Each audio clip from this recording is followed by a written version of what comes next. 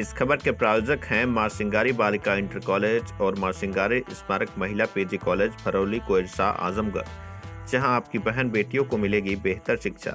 कला एवं विज्ञान वर्ग से स्नातक एवं पैरा स्नातक की कक्षाएं उपलब्ध हैं। अधिक जानकारी के लिए संपर्क करें प्रबंधक डॉक्टर बीके यादव व MSD कॉलेज ऑफ फार्मेसी। 12वीं के बाद मेडिकल के क्षेत्र में अपना करियर चुने, करें रोजगार परक कोर्स बी फार्मा, तो देर किस बात की। एडमिशन ओपन है, सीटें भी सीमित हैं। अधिक जानकारी के लिए संपर्क करें व्यवस्थापक विभव कुमार यादव उर्फ आंसू से।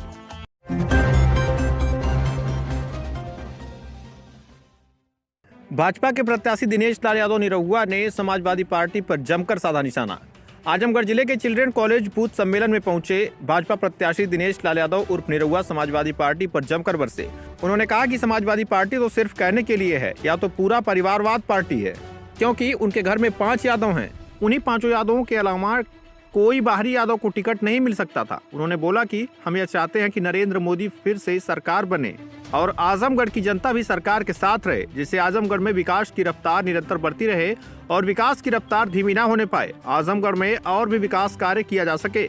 निरहुआ ने इस दौरान सपा प्रत्याशी धर्मेंद्र यादव पर भी जमकर निशाना साधा। आइए सुनाते हैं मीडिया से बातचीत करते हुए उन्होंने क्या कुछ कहा।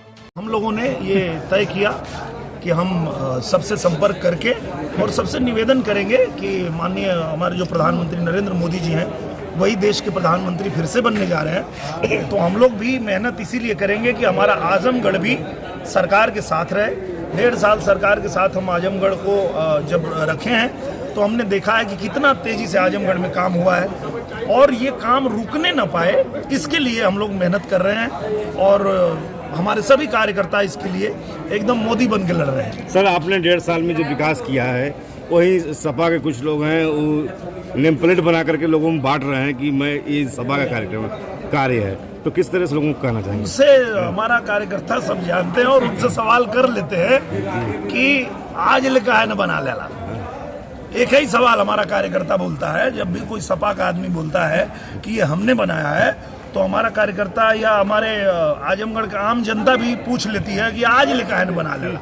अपने गांव का सड़क बनाई ना पाओ हुआ पूर्वांचल एक्सप्रेस वे बने बात तो हम बने। सर, जहाँ पूजा पाठ का वो लोग विरोध करते थे, आज पूजा मंदिरों में जाकर लोग पूजा कर रहे हैं। हाँ, तो ये तो करना ही पड़ेगा और हम लोग चाहते हैं कि वो करें, करना चाहिए, क्योंकि ये जो आस्था है, आस्था पे किसी को चोट नहीं पहुंचानी चाहिए। राजनीति अलग चीज़ है, आस्था अलग चीज़ है। तो आप अपनी आस्था से तो कभी समझौता मत करिए कि कोई एक दल का नेता चाहता है कि आप राम को गाली दे तो आप राम को गाली देने लगे, कोई दल का नेता चाहता है कि आप रामायण के विषय में बुरा बोले तो आप बोलने लगे। ऐसा मत करिए। आप वोट के समय जो अच्छा लगे उसको वोट करिए, वो अलग विषय है, लेकिन आपकी जो आस्था है उससे समझौता नहीं करना चाहिए। अपने कार्यकर्ताओं क्या कहेंगे, किस तरह से अपना? मैं तो अपने कार्यकर्ताओं से, देवतुल्य कार्यकर्ताओं से यही कहता हूं कि मैं तो मोदी बन के लड़ रहा हूं, मेरा एक एक कार्यकर्ता मोदी बन के लड़ रहा है और हम जनता के बीच मोदी बन के ही जाते हैं और बताते हैं कि एक एक पल हम लोग खपाते हैं भारतीय जनता पार्टी वाले आपकी सेवा में, आपके लिए। ये जो हम लोगों से लड़ने आए हैं, ये लोग 3 दिनहा नेता हैं। ये मैं बहुत पहले गाना गाया था, अब तो चुनाव फिर आ गिला नेताजी, बन के बहुरूपिया दिखा गिला नेताजी। ये बहुरूपिये हैं, ये चुनाव खत्म होते ही इनका कार्यालय बंद हो जाएगा। भारतीय जनता पार्टी का एक एक कार्यकर्ता हारे चाहे जीते यहाँ रह के काम करता है, धरातल पे काम करता है, सेवा करता है और वो हम करते रहेंगे, ये जनता को भी पता है। जिस तरह से भाजपा का लोगों में जुड़ाव बढ़ रहा है और जनाधार बढ़ रहा है, उससे उनको घबराना ही चाहिए, क्योंकि भारतीय जनता पार्टी जो है वो धरातल पे काम करती है और हम लोग धरातल पे काम करने वाले लोग हैं, पूरे साल काम करने वाले लोग हैं। ऐसा नहीं है कि खाली चुनाव आएगा तब हम जनता के बीच जाते हैं, नहीं, ऐसा नहीं है।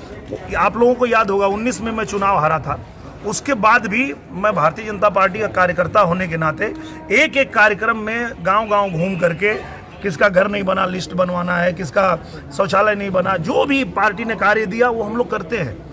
बाकी ये लोग तो बस चुनाव में आए हैं, फिर चुनाव के 19 में जीत के भागे थे, 22 में हार के भाग गए थे, अभी चुनाव के बाद फिर भाग जाएंगे। सर, समाजवादी पार्टी जीत का दावा कर रही है, इस पे आपका क्या कहना है? अब देखिए, सपना देखने का तो हक सबको है, उनको देखने दीजिए।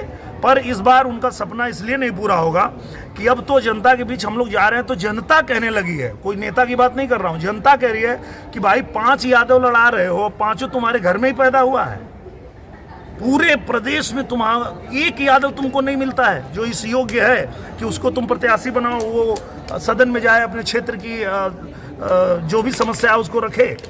तो जनता कह रही है कि ये लोग हारेगा नहीं तब तक ये लोग को देश में कोई यादव दिखेगा नहीं। अब तो ये बात यादव लोग भी कह रहे हैं। तो निश्चित रूप से ये परिवारवादी पार्टी है, सिर्फ नाम रखा है समाजवादी पार्टी। ठीक ठीक।